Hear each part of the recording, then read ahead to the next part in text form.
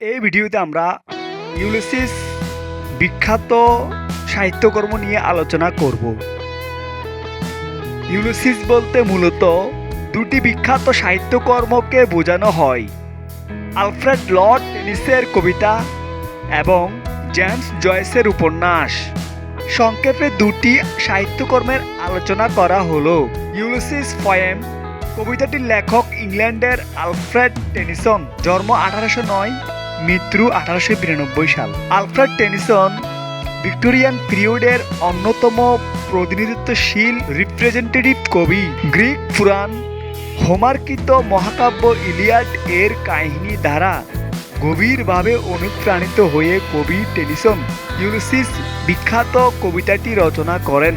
কবিতাটি প্রথম প্রকাশিত হয় 1842 সালে। ইলিয়াড মহাকাব্যের বিখ্যাত বীর ইউলিসিস ট্রয় যুদ্ধ শেষে নানা ঘাত প্রতিঘাত এবং বহু দেশ ঘুরে বিচিত্র অভিজ্ঞতা সঞ্চয় করে নিজ দেশ ইথেকায় ফিরে আসেন। ইউলিসিস প্রায় 20 বছর পরে ফিরে এসে দেখেন তার সুন্দরী স্ত্রী এখন বৃদ্ধা, চুলে পাক ধরেছে তার।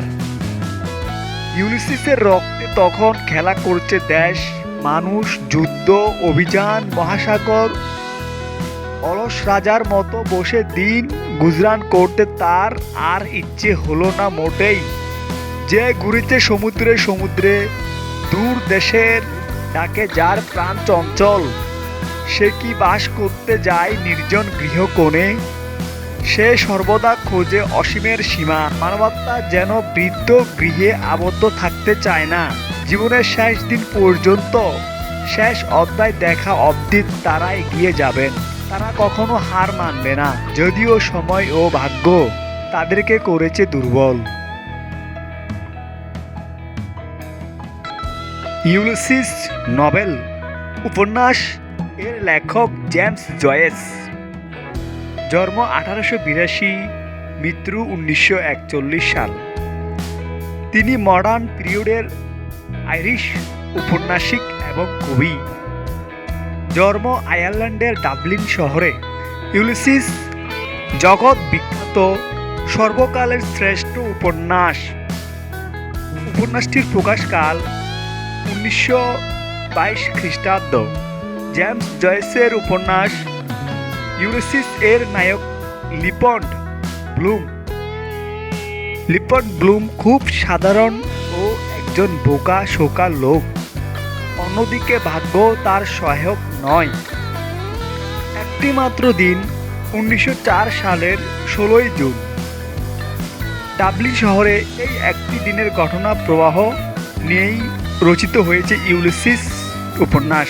উপন্যাসের কাহিনী এরকম: নায়ক চাকরি থেকে বরখাস্ত হয় আর তার স্ত্রী মলি ব্লুম অন্যের সাথে সম্পর্কে জড়িত হয়। প্রতিনিয়ত বিভিন্ন কারণে মর্মপীড়া আর যন্ত্রণায় দগ্ধ হতে থাকে ব্লুম।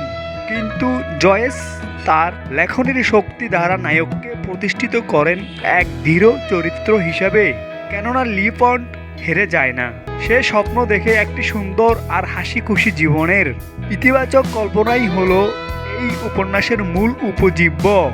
মানুষের প্রতিদিনকার জীবন যাপনে যেভাবে সামনে অগ্রসর হতে হয় তা যেন গ্রিক বীরের তুলনায় কোনো অংশে কম নয়। কেননা সবার জীবনেই তো আসলে এক একটা যুদ্ধক্ষেত্র, যেখানে প্রত্যেকেই সেই যুদ্ধের সৈনিক।